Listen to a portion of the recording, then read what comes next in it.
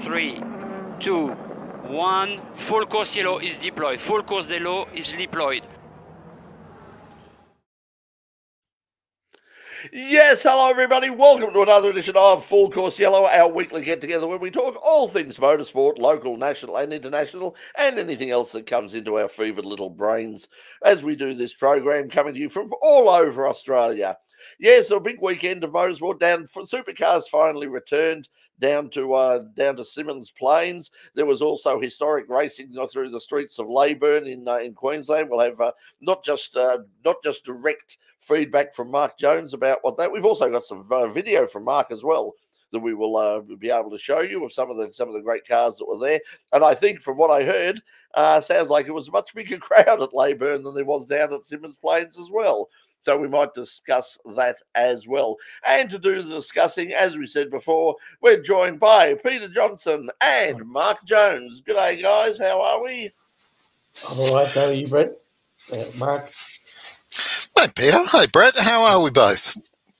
All right. Yes, I think we're doing well. We might I might resize that a little bit. There you are.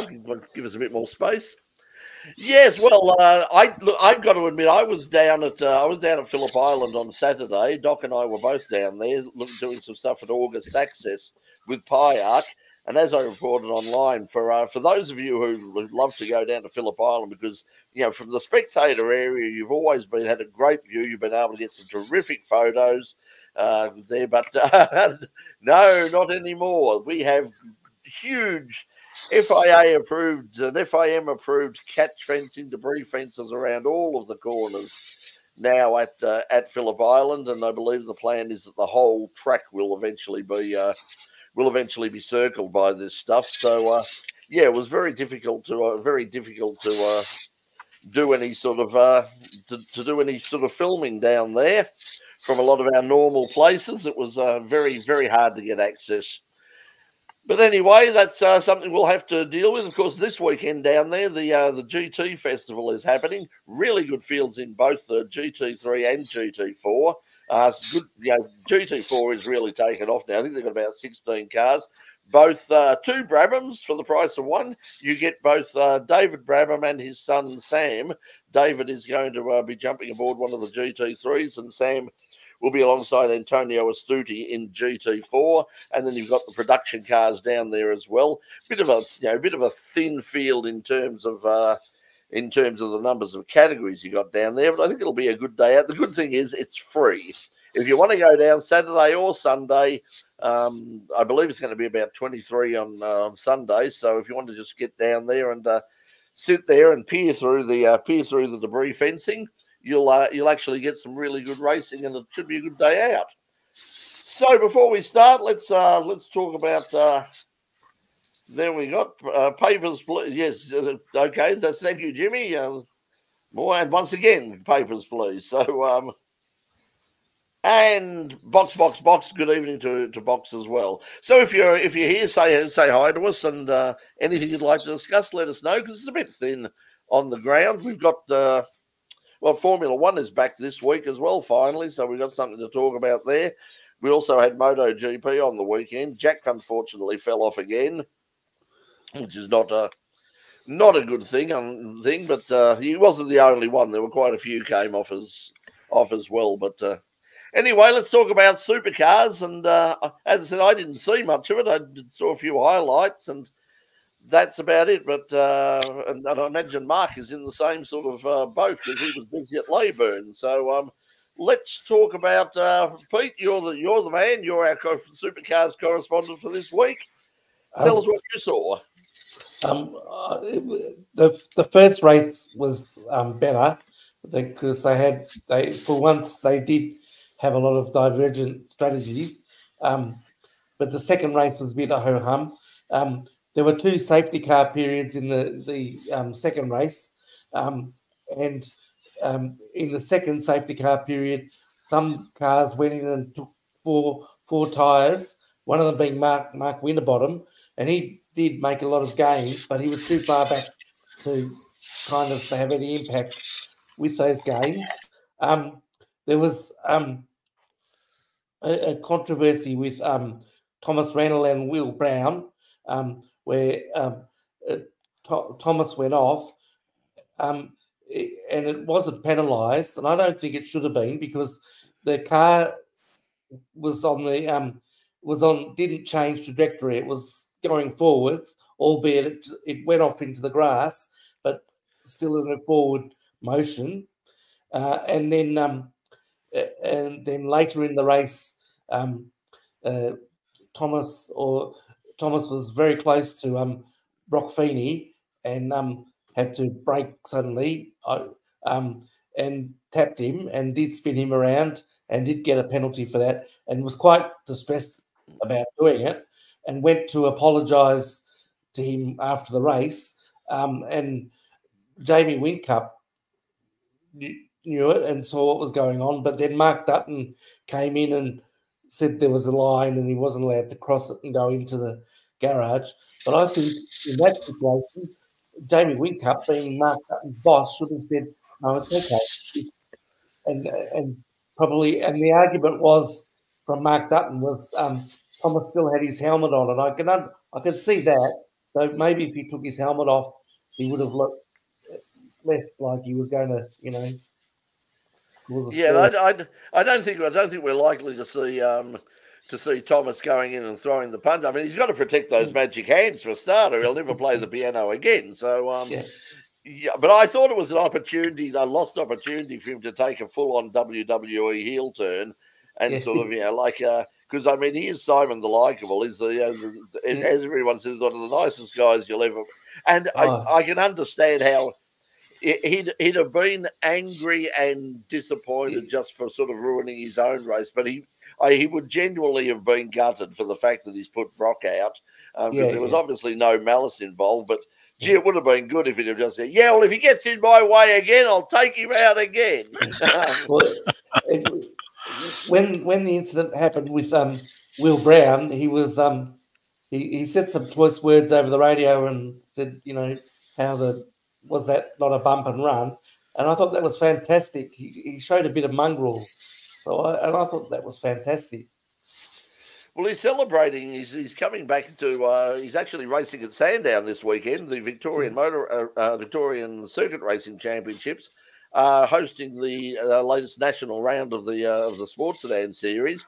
Really good turnout there, and Thomas will be behind the wheel once again of the Saab, the Chev powered Saab.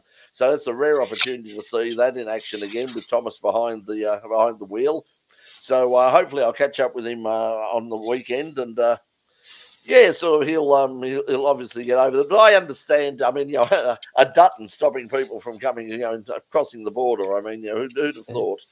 But he's more of a boat. His thing's more of a boat thing than more of a boat thing. Yeah, but I sort of do. Yeah, I understand it too, sort of thing, because obviously, I mean, he doesn't. And we don't know what sort of mood Broc was in as well. I mean, so he might have been doing it to protect Thomas as much as anything. It was just like you can imagine Thomas going in and saying, "Oh, I want to say sorry," and no, now is not the time. Now, because you go back there, he's going to take your head off, or try anyway. So I can understand to say, hey, listen, no, not now. Go back in there, have a shower, relax there. He'll calm down, you'll calm down, and then you can come together later over a beer, and you can say your apologies there and all the rest of it. But so I can understand why Mark did it, but it didn't look good. And then of course now you've got the whole controversy about like Barry Ryan got clobbered for pushing Winterbottom, and they both weren't really pushers, in my opinion. Mark just sort of went like that, but didn't actually push him. Yeah. It's. I'm sure it's all sorted out now. I mean, cooler heads have prevailed, but it's unfortunate that Barry Ryan he probably shouldn't have copped it as well. And when you see what happens in the world of NASCAR, boys have at it. I mean, that is full WWE. It's crazy. As Jared is saying, Broc making the move on Brown contributed to being turned when Randle locked up. Yeah, I didn't see it, but Pete, was that part of it? Yes, yeah. They were Broc and and Will were racing each other, and they sort of got checked up, and then Randle had to lock up to so hopefully avoid hitting them, but sadly it didn't work out. Yes, it does. I mean, that's, as I say, like you perhaps put it down to a racing racing incident, and Thomas has made a mistake. I mean, until that, his weekend had been going really well. He scored a pole, and of course, the winners for the weekend were Nick Percat and Cam Waters. A really good performance there by Nick. He just seems to pop up every now and again when you sort of forget that he's out there. He suddenly pops up and reminds you that, hang on, this guy can drive. And the team apparently got the strategy really, as I said, didn't see any of that race, but apparently I believe the team got the strategy absolutely perfect. Yep, they did. Yep. And they did. They changed. I think from memory, they changed actually 2 or 3 tires, but did a quick pit stop, and that's what won it for them. They did the quickest pit stop. Yeah, well, if you're going to have, like I just said, I'm not. We're a bit different with it. I'm not keen on us. I still think the best races we've had all year is the ones that have really sort of I really did enjoy were the races at the Grand Prix where there were no pit stops. I just like that if it's not a proper endurance race, just the lights go out and they race to the checkered flag and that's it. Unless there's a reason they're pulling some really clever strategy like Alan Moffat did in the day. That's where all the pit stops sort of started. Nobody pitted in Australian Touring Car Championship race, and then Moff decided when he had the Mazda RX-7 that hang on, they sort of did the figures and went, if we start on really soft tires and run with a really, really light fuel load, we can get a big enough gap to sort of stop and then put on some tires and run flat out to the end. And that's sort of what he did, and it worked at Wanneroo. And from that point on, people started going, oh, hang on, there might be something in this this pit strategy nonsense. And I can see races with no pit stops, sprint races with no pit stops, working at tracks like Winton. And I know the pits and everything have been upgraded at Queensland Raceway, but I can actually see it being a spectacular race at Queensland Raceway, that sort of sprint racing with no pit stops being a spectacular race at Queensland Raceway. Well, you'd never get a dull supercar race at Queensland Raceway with the 3 to 4 big braking zones. It's a circuit that had supercars in mind when at the design level that with these big long braking zones. So we've had some fantastic races at QR over the years. Yeah, I think I think that's the interesting thing. Over the weekend was the track towards Camaro or Ford. It was, obviously it was 50-50. I would have said. Yeah, I mean, that's been the thing in terms of the problem is they sort of qualify in bunches. You'll see when you look at qualifying, it's like you might get one or two Mustangs at the top, and there's Camaro, then Mustang. They seem to, but there's so little difference between the two that I don't think it matters all that much. But it would be nice to see them juggled around a little bit more, and perhaps that's something they'll work on for next year. But the other talking point at Symmons Plains, of course, was the crowd, or rather the lack of it. I had a friend who was there on the weekend, and he said that the place was absolutely deserted. His exact words were, from Friday, it had the scent of death about it. He said nobody wanted to be there. All of the teams and all of the media and everybody who was there were absolutely miserable that they were there. And I think, as Roland Dane says in his column in Speed Cafe today, he said, if the Tasmanian government are paying a shitload of taxpayer money to try and bring people down and promote Tasmania as a tourist destination, it's working absolutely against them, because all weekend, the bits that I heard, every time you turned on, it was like, oh God, it's so cold here, it's so miserable. And well, why Tasmania in August? I mean, I don't think they'll do it again. I don't think they'll do that again. The problem is It where will else be you like fit 'em coming. in? It'd be like going to Darwin in February. Yeah, that's. Well, it makes sense to sort of like to go to start off in the southern states, perhaps move around, clockwise or anti-clockwise or some way, but to get to that run where you have sort of Western Australia, Northern Territory, Queensland, then perhaps down to Sydney Motorsport Park, and then back to Melbourne in time for Sandown. Now next year you've got the Bend on as well, and we still don't know what the format will be for Sandown next year because they've already signed the contract for the Bend to have the traditional Bathurst run. They're now actually saying that the Sandown round could be a sprint meeting once again in early August, which once again would be an absolute disaster because for the same reason, it'll be cold, it'll be wet, and it'll be right in the middle of the AFL football season.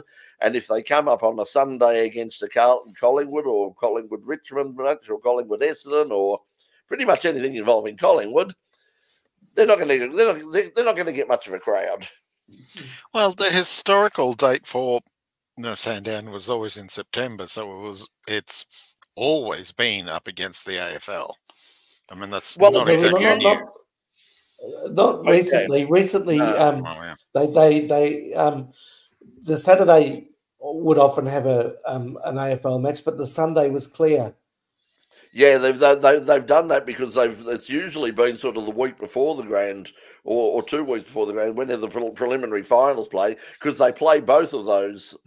They play Friday both night, of Saturday those night, matches Saturday night, so the Sunday is free. So they've had sort of that window when they can get there where it turns out that they're sort of the only major sporting event happening on that day. But if they're a bit earlier and they particularly towards the end of the year and you've got a couple of clubs in the run for the finals, that's going to be a problem because if you get a whole bunch of them sort of big matches in Melbourne, people have got to make the decision, well, do I go and do I go cheer on my team in their battle to make the 8 or do I go to the supercars? And with the price of the supercars, it's actually a lot cheaper to go to the AFL and a lot more comfortable too in the middle of a Melbourne winter. Well, I suppose one thing we could do is try to arrange a Swans Lions final demolition, and then with the Victorian clubs removed from contention, then maybe they'll be more interested to go to Sandown. Well, that's the other option that you've got. Yeah, as David's saying, weather in August in Melbourne is absolute shocking. This year. Well, so I mean, let's face it. I mean, like I went to the beach the other day, and I actually jumped in. Actually, I didn't jump in. I don't jump anywhere nowadays, but I was walking there, and I got deeper and deeper into the water, and it was very nice. It was in the sort of low 20s. I think we've got 23 coming up on Sunday. They're talking sort of temperatures are around sort of 23 and possibly even higher next week. So the weather will improve. Now, usually once we get to September, the weather improves pretty quickly, but you'll have the occasional really bad day. But yeah, you wouldn't like the Jared saying. I do remember, like, I went to see the grand final in 2002. I was a Lions member at the time, so I was able to get hold of the tickets, and that was a cold, miserable day. I don't remember that. Yeah, I do remember Eddie Maguire being, it was so delicious to watch him in. I don't want to upset the Collingwood fans on watching too much, but it was. You got a couple of them here, so yeah, I think the yeah, I mean you'll get different days. I remember a Sandown 500 once where it got to pissing rain. I mean, it was raining rather heavily. There was times where we've had a hailstorm, we've had heavy rain. Oh. It's been about sort of 14 or 15 degrees, 13 degrees during the day. But then I remember some other meetings, on that exact same time slot where it's been sort of in the mid to high 20s. So it's Melbourne. It's changeable at that time of the year. I mean, it's going from winter into spring, and it's going to be it's a lottery, but it's always been at that time. And there was one infamous Queensland 500 when the race was relocated to Queensland Raceway, where the race was brought to an early end by a hailstorm. So it's not, happens. I guess, unique to Melbourne, but as you Yeah. say, it's that's changeable weather of the oncoming of spring. Yeah, it's Yeah, so I do think but it would be it'll be that was interesting to see what they do, because they've certainly put in all of the calendars, the potential calendars I've seen have had the September 500 being at the Bend next year, and Sandown being scheduled in August, and format to be decided. So whether they go back to the 400, because I read for years and years when I was going, it was like 400. the 10 400. It was and then before that one it was race though. it was one race, and but two drives. It was an enduro race, and then they added another 100 Ks onto it to just stretch it out a Didn't bit. often get there. No, well, that was the other problem too, because at that time of the year, and I've seen that one of the things that Roland said was, he had a potential sort of, and we should have the last race should start at about 4:30, so it goes through till, leading into the news time at 6 o'clock for free-to-air television. If you do that in Melbourne or Tasmania, for that matter, you're not going to be racing at 6 o'clock unless you put lights around the bloody joint, because it's at this time of the year it's dark at 5, a bit after 5. And Sandown has some weird curfew. Yeah, well, I think it's 5:30 now. I think they managed to get it stretched because there was a state round about a year ago or something, and I said, "Oh, surely, I said, what about the curfew?" And they went, "Oh no, we've got an extra half hour." And I think the deal is the last race has to start before 5 o'clock. Yeah. So and it's got to be finished by 5:30. So if they get there for the last race just before 5, then they can run it. But it was very, very dark. It was like, I think I commented on the time, because we were covering it at the state series at the time, and I think I put in the voiceover, it was like memories of Le Mans with headlights and glowing discs, because it was pretty dark. By the last time I think it was an MG race from memory, and I think by the last 4 or 5 laps, it was getting pretty marginal, but it looked spectacular. So that was MG great. Races are fun.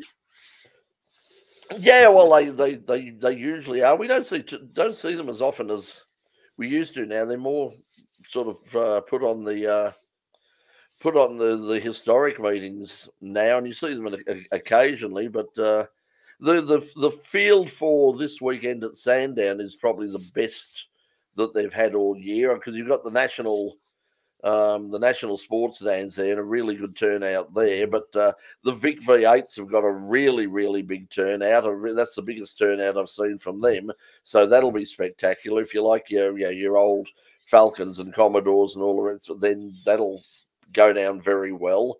It's sort of TCM for the rest of us. It's sort of, and improved production always has a big field.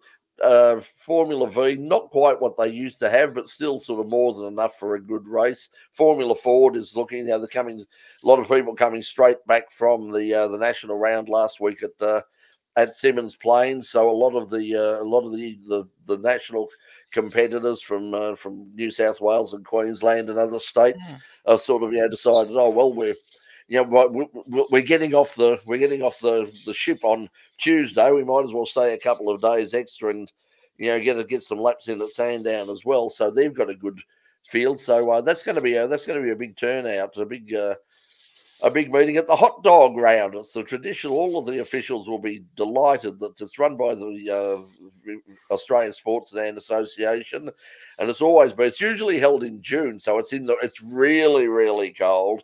And in order basically to keep the officials alive and not dying from hypothermia, they would feed them soup and homemade soup and hot dogs and homemade cakes. And I've got to tell you, there's some really good food goes down there. So if you're thinking, if you're wondering if you're an official and you're wondering whether to go down and do Phillip Island or Sandown, you'll get some fabulous GT racing at Phillip Island. But I tell you what, you won't get food on food like you do at Sandown on Sunday. That's for sure. But anyway. Coming up on the weekend, also we've got the return of Formula One. Do we have any? Any news? Phil is joining us again. Phil, did I don't know whether were you down at Phillip Island? I don't think you were. For saying no, they do. No, they do. I've had word from Anne from the Sports at Anne's. Sunday will be hot dogs. Yes, definitely. So. Definitely, there will be hot dogs. So, so you're right. So you're right there, Paul. Motorsportarchives.com. That's our friend Roy, Virtual R from Online Invent, and that's his YouTube channel. So if you want to see stock car, he was at Whitton recently for the stock cars and the Australian Stock Car Championship, and they put on some good races. So he's there. Wrong account. He said, but there's no such thing as a wrong account. Roy is there. There's wrong accounting, but that's a whole other yes, thing. we don't talk about that. You got there. No, Becky was at the Island of the Week and just got So she probably would have told you about the It's not so bad. The fences they're still not good, but they're not so bad for still cameras, because you can press your lens up through to the thing, and and hopefully like crop out and just focus out a lot of that problem. But you've got to have still a still camera. You can't go doing any panning or anything, which of course is what you want to be doing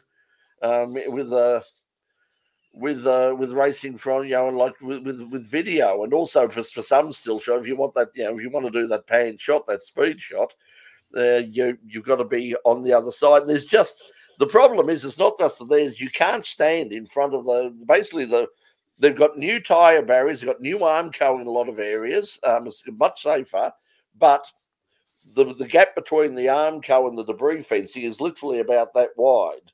So you can't stand, so even if you've got a photographer's, like pass and you can get out there, you're not going to be able to stand in a lot of the places that you used to stand in, and the other places where you can. I found a place sort of just around the corner, and I was fine because I was the only one there. But at a bigger meeting, even at a state level meeting, anybody who wants shots down at MG. You're going to have sort of 4 or 5 photographers all sort of it's going to be like the Royal Rumble. I mean, they're battling each other to get position. So we're saying shooting. Yes, that's going to be very annoying. I hadn't thought that. I didn't get down to that part. Doc went down there, and because I went up to, I said, "Oh, you go down to the corner formerly known as Honda. I'll go to MG." And so he went down there, and I just walked up, and then I saw the fence. And I thought I'll be able to go on because I've had the vest, and I'll be able to go the other side of it, and it won't be a problem. And I got there, and it's like, couldn't get there. And then sort of after that, Doc said, "Mate, I couldn't get much at all because of the bloody fence, the great big fence down here." So that's very unfortunate. Yes, just quickly, we might as well pass it now because it's also your lower third. Mark. The Campbell Little, unfortunately, passed away today with as a result. That was announced today as a result of his battle with pancreatic cancer, and unfortunately, having lost a couple of friends to pancreatic cancer, it's one of those ones that most people don't come back from. So.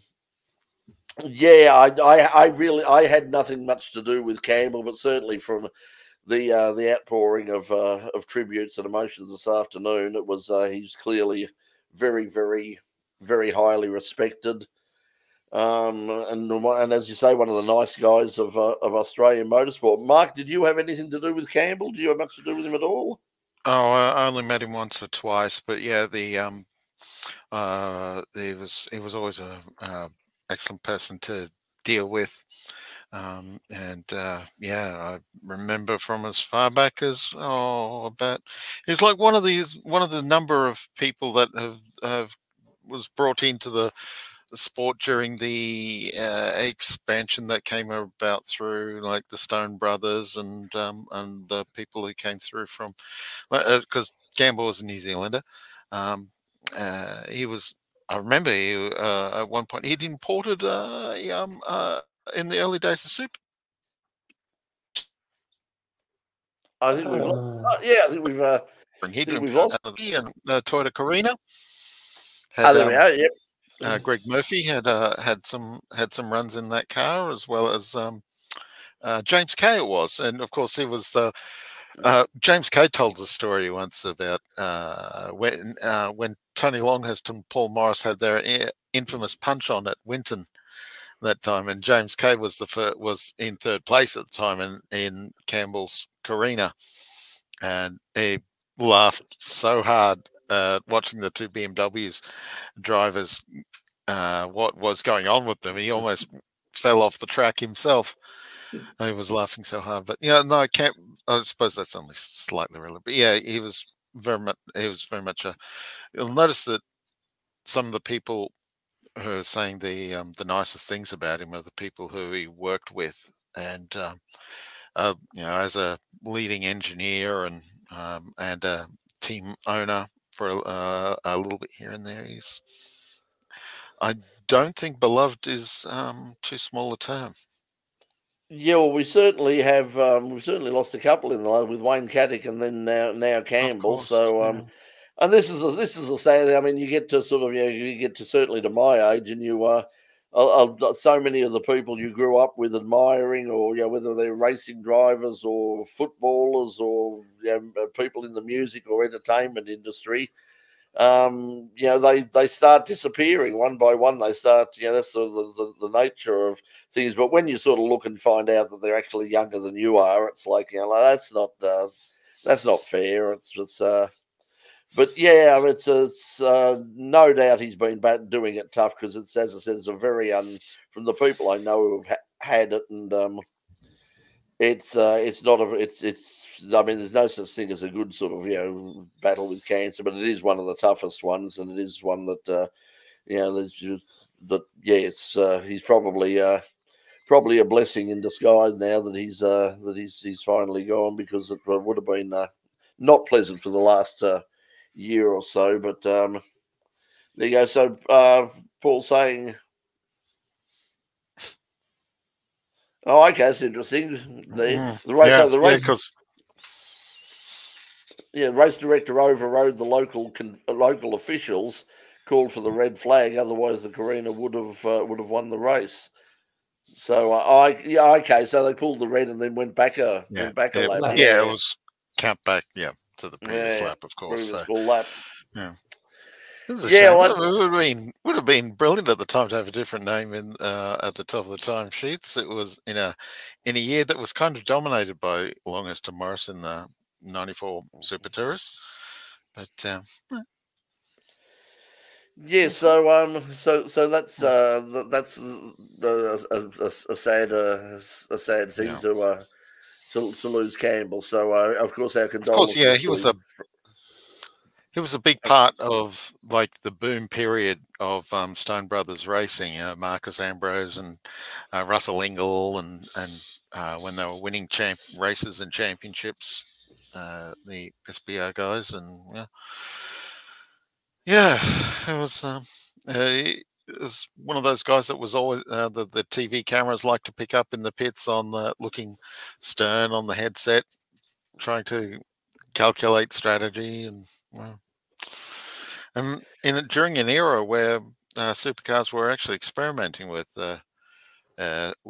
racing formats quite a bit from year to year, so that was well, you didn't have as much control, and that's why I like the thing about, if you're going to have pit stops, by all means have pit stops, but don't make them compulsory. Like if somebody gets there and says, if they look at the figures and they look and say, if I push this right, I can go from start to finish, and I don't need. And then you'll have somebody else who goes, I've done the figures, and I think we can do not one. I think we can do 2 pit stops, throw on some real super soft tires on with a light fuel load, and win this thing. So you've got different strategies, playing out, and that makes it a lot more interesting than just, well, they're going to come in this pit window, and then they're going to come in this pit window, and they're going to get this much amount of fuel that they've got to drop for this,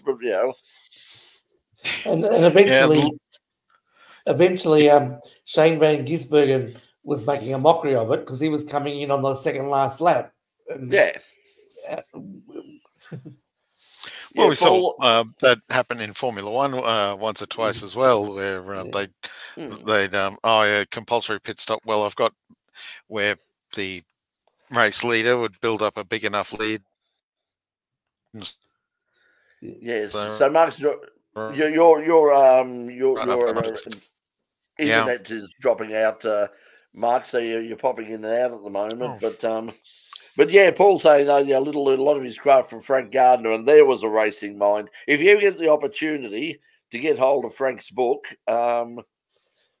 we actually had it in. I read it at in the school library. Dandy, it wouldn't surprise anybody to know that at Dandy Tech we had a very, very good library full of motor racing and motorsport. I got Sterling, the day I had Sterling Moss's book was there, Unsafe at Any, so The Unfair Advantage, Mark Donohue's book was there, and Frank Gardner's Castrol Racing Driver's Guide or whatever it was called was there as Racing Driver's Manual and Drive to Survive were his two big books. Yeah, Drive to Survive it was, yeah. But so many great things. Speaking of the past, Mark, you did a thing on the weekend. You went to Tell us about Leyburn, because as it was Leyburn, because it was as everybody said that they actually had they probably had a bigger crowd than the SYMMONS had. And we had Andrew Fraser along to view the spectacular from Motorsport Australia. Of course, there was and of course we had a big group of motorsport celebrities there along as well, because Leyburn is sort of traditionally the date is it just falls a week or two after the luncheon that the veterans get together to talk about motorsport on the Gold Coast. So it's we tend to have and we had John Bowe and Charlie O'Brien. Ron Harrop was along as well. Bruce Allison and Warwick Brown. Johnson and Bowe, and I think I've said them already. Yep. But yeah, the big open wheel community, and but it was a fabulous. It was over 15, but I don't know how close to 20 we got 20,000. That is, but certainly it was massive. And Chris Nixon is the media supremo with the historic Leyburn Sprints, and he was saying that we could claim that we could pretty comfortably claim that Leyburn was the biggest motorsport event in Queensland that isn't supercars. So probably, yeah, it's the same down here with Phillip Island Historic. I mean, Phillip Island Historic is certainly one of the biggest crowds that we get all year that isn't Supercar. In fact, a lot of times they outdraw the supercars as well. So depending on what the weather and everything's like at Sandown, because I don't count the crowd that goes to the Grand Prix as being sort of a supercar crowd, because as we've said a few times that quite more often than not, when the Grand Prix cars finished, the crowd the crowd disappears. But yeah, look, I mean, there were lots of now you've got beautiful cars. You've got to tell me, what did you shoot the footage on, Mark? Because it looked like it was shot with a box brownie. Oops, and he's still on a box brownie because his internet seems to be my Samsung Galaxy was right. Okay, well, it was only 360. It was only 360p, and it's a bit dull. But there are some beautiful cars. There are some beautiful cars there. So let's have a look at there, and we can have a look. We've got some Mark's doing some commentary and some just a bit of a tour around the sprints from last weekend.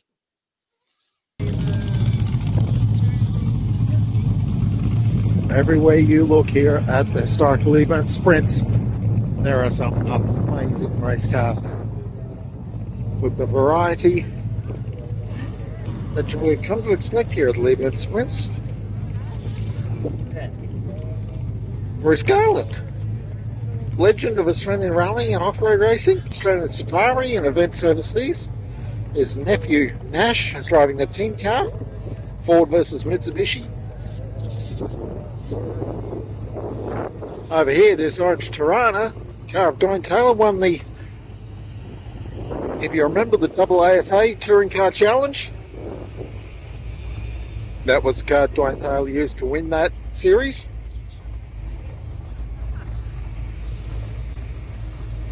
Mark Crossman's brutally fast Cobra. Rhett Silkstone here with a Mini. Pilot GT Falcon. Lotus Siege. And here is Aaron Lewis, noted historic racer, with his latest car, Ferrari P4.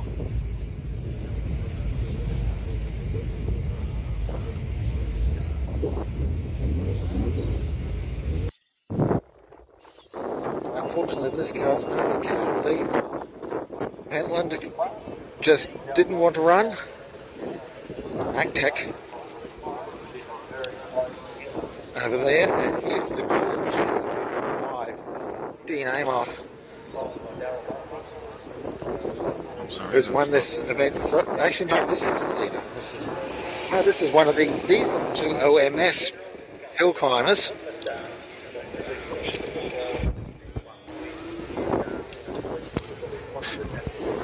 This orange one here is Warwick Hutchinson, winner here at Leburn in 2021.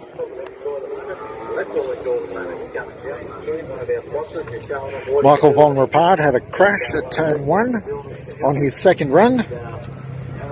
Looks like they think the car is repairable.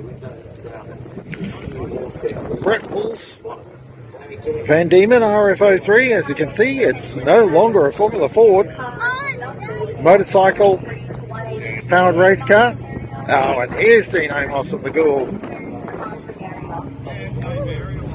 Winners here 7 or 8 times, I forget which. I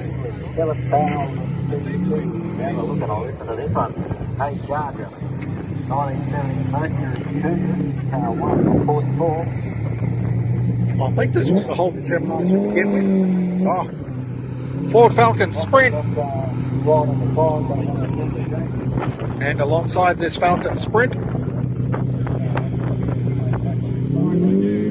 we have a flathead Ford V8 Special car that was driven by Mike Collins, a long-time event, one of the original event organisers. Mike no longer with us, but his race cars are still here.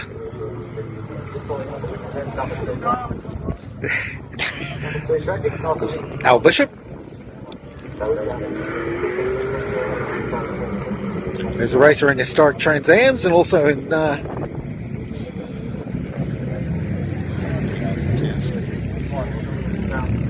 recently acquired, I think, the Alan Grice Group C touring car, if memory serves. I think, maybe. No, that's not the second one. Ah, Jamie Chance Ford Falcon GT, a spectacular smoky car. Big burnout champ, that. Oh, and here we have a McLaren 540C. And here is something which I think is unique in Australia. Australia's only Holden Sunbird racing car.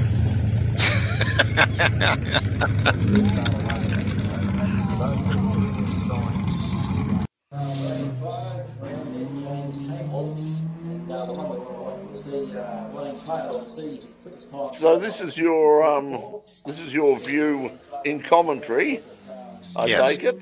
Yes, it is. Yeah, there's the commentary box. So I take it was Lewis and the fly. So who was the fastest? Was it that Gould again?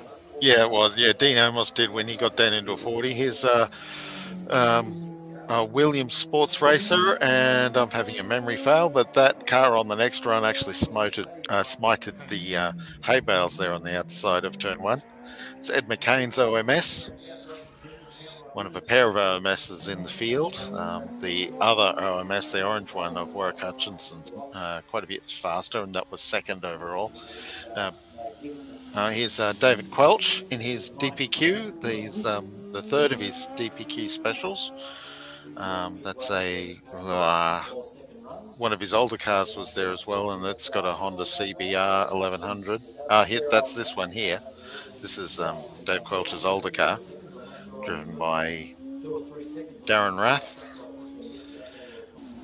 And that's Michael von Rapard, the car that was in pieces when I walked past before, and they finished the repairs and I think Michael was able to climb into 4th place at the end. Luke Weeks here in an Empire 01, and the Formula Libre up to 2 litres, that class changed hands on the final run of the weekend, with Weeks getting up to win that class and take 5th fastest overall over the top of the fly of Neil Lewis. So here's the Gould. Nicholson McLaren V8 in this car, and for those of you not familiar with the NME V8, that started life as the Cosworth XB IndyCar engine with the turbo removed and the block board out to 3.5 litres. It's a very impressive bit of gear, and it's quite a popular engine in hill climbing in Europe. And yeah, that car is, I mean, that's about 300, so let's see, that's about 400 meters, that bit of track, that length of track there, and he was gone in only a couple of seconds. Yeah, Krieger Suzuki, that car, that's a Victorian hill climber of years past that moved to Queensland. I imagine we'll see that Gould at the Australian Hill Climb Championships, which are coming up in a month or so time up at Bryant Park. So have a look at how wide the rear wing on that white car was. That was Brett Bull's Van Diemen Formula Ford, which now has a 1.4 litre Suzuki Hayabusa turbocharged on it. It was 3rd fastest. That's Warwick Hutchinson in the and this was an interesting car. This is a replica, dimensionally correct replica of a Brabham BT24, the car that Denny Hulme won the 1967 World Championship in. Car's got an LS1 Chev in it now, which I guess is understandable. And there's a McGall Formula 4, for those of you who remember those. And and that's the self-same McGall Formula Woodbridge 4 in the after McGall it Formula 4 has gone straight on. That Gemini that we saw in the pits before was that was a car that was owned by the long-time racer. Oh, here's the Gould coming up for another. Oh no, this is the IndyCar. This is a G-Force GF01 IndyCar. It was raced in the 1999 Indianapolis 500 by Jimmy Kite at Oldsmobile Aurora V8, and I fumbled the car. Oh, and this is Nelson Piquet's Rolter RT4 from the 1981 Australian Grand Prix. I would love to have. I did a doco on the Australian Grand Prix at that particular time. Well, thanks for that, mate. Yeah, that's fantastic that we got the opportunity to see that. So thanks for sending that through. It's got very much, in a very uniquely Australian way. It's got very much the Goodwood vibes over it. I mean, but it's without the pretentiousness. It looks like an awful lot of fun. And trust me, there's lots of pretentiousness at Goodwood. And this atmosphere at Lebanon is just fantastic. Everyone is just so happy to be there. It's a great event.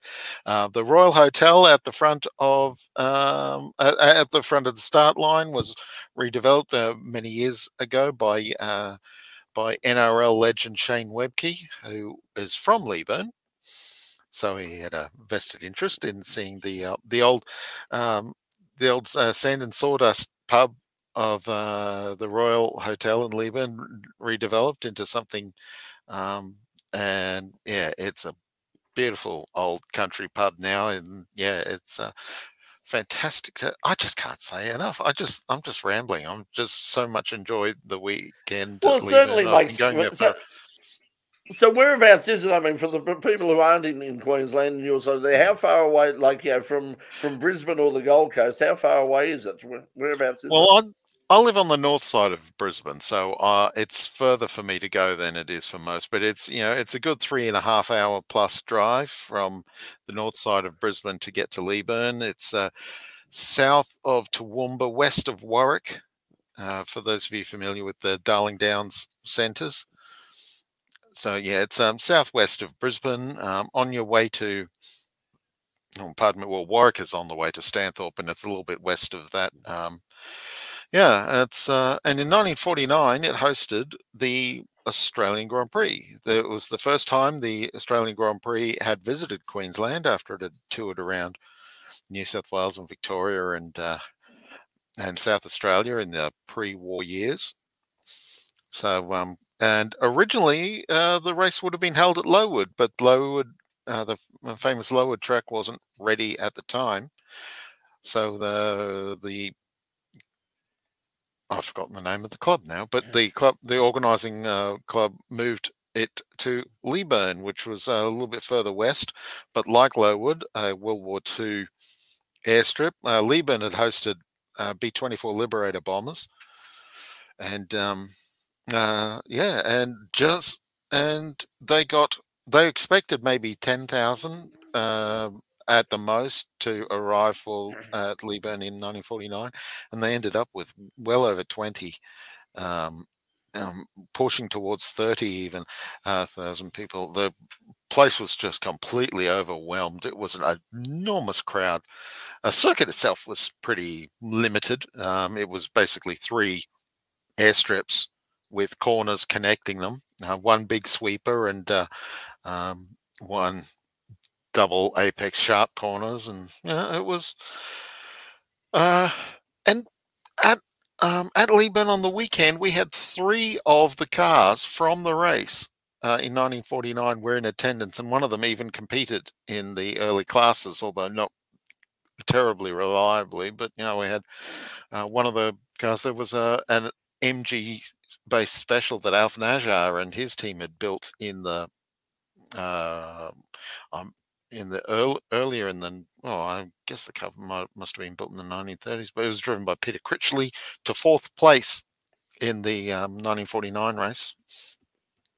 Yeah, the original race was won by a Delahaye Grand Prix car, which is no longer in the country, as you might expect. A car like that was went back overseas. I think it's in a museum in the US these days. That particular Delahaye.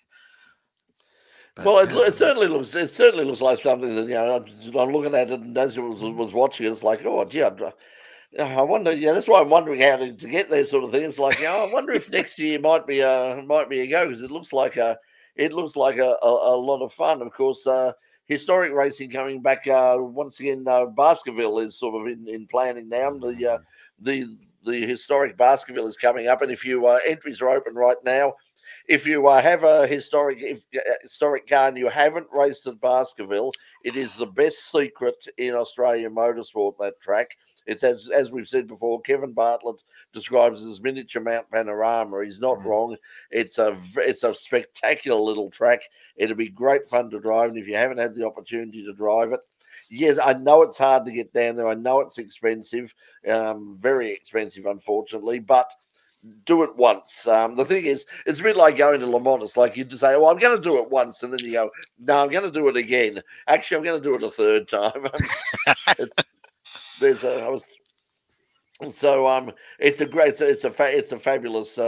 It's a fabulous meeting. Also, our mate Mark Goldsmith, who regularly joins us here as one of our contributors on Full Course Yellow, gave me a call today, and he's now heavily involved in the organisation of the historic Malala coming up next year, and there are some big plans involved, hopefully for that coming up, because that's another great meeting as well with that similar sort of vibe. It doesn't have it's just people who love cars having fun. It's all about the cars. Melissa used to say it's all about the cars, and that's really what you want.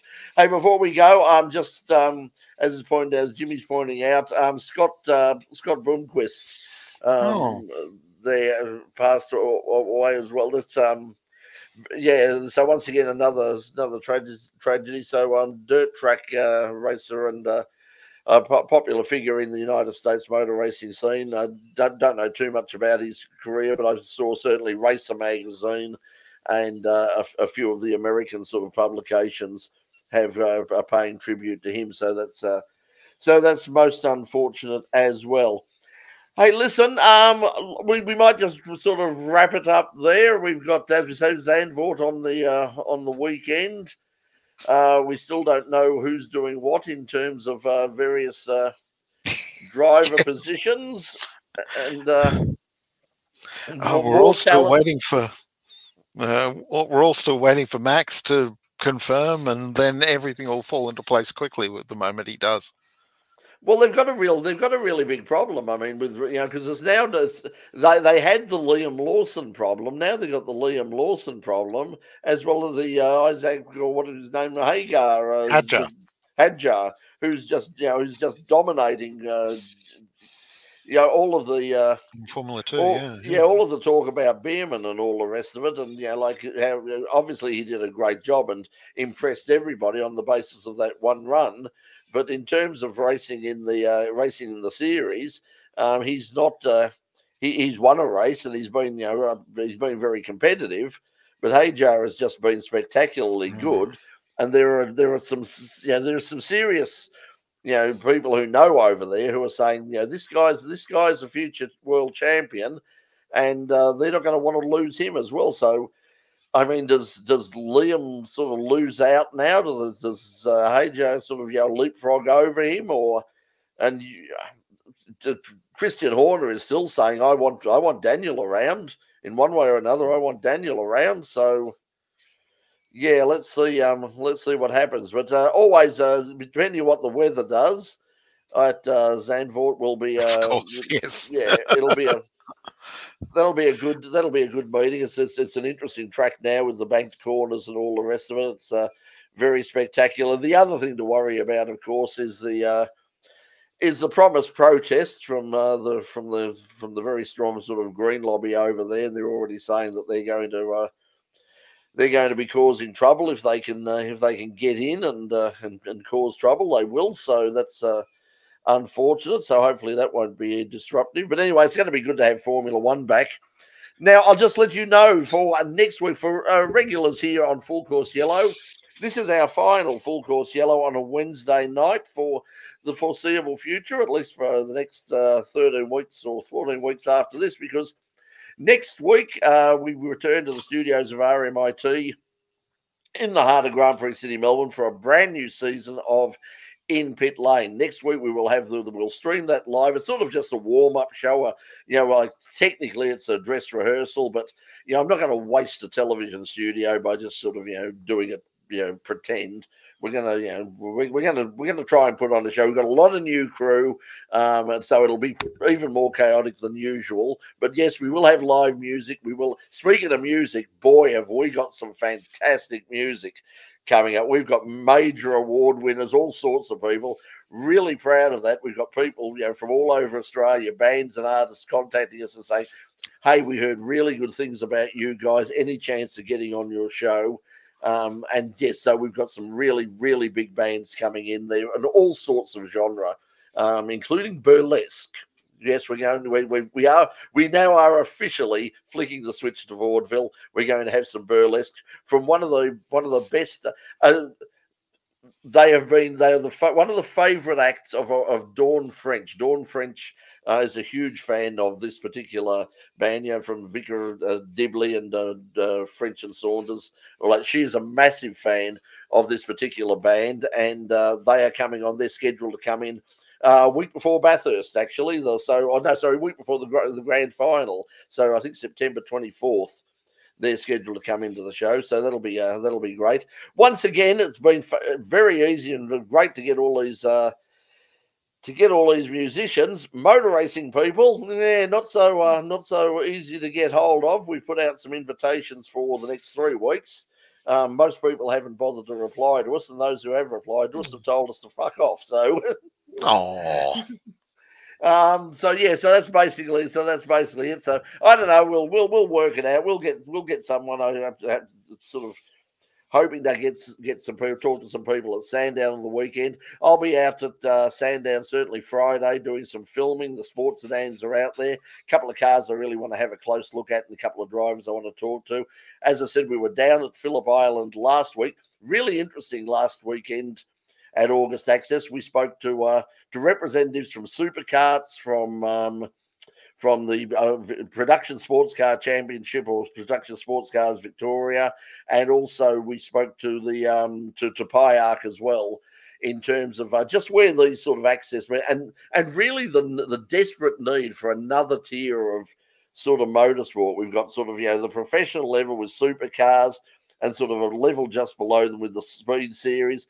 Then we got state racing, but there's now such demand for state racing, and it's the cards are so packed that a lot of people just can't get on. A lot of categories like supercarts and the rest just basically have got nowhere to race right now. So that's what the PIARC Access meetings do. But once again, they had it wasn't a huge turnout, unfortunately, and I think sort of I'm not probably, it's no secret, but off the record I was certainly told that PIARC unfortunately will probably probably lose quite a lot of money as a result of last weekend, because unfortunately they don't own the track, even though it's they're the auto racing club. Obviously it's the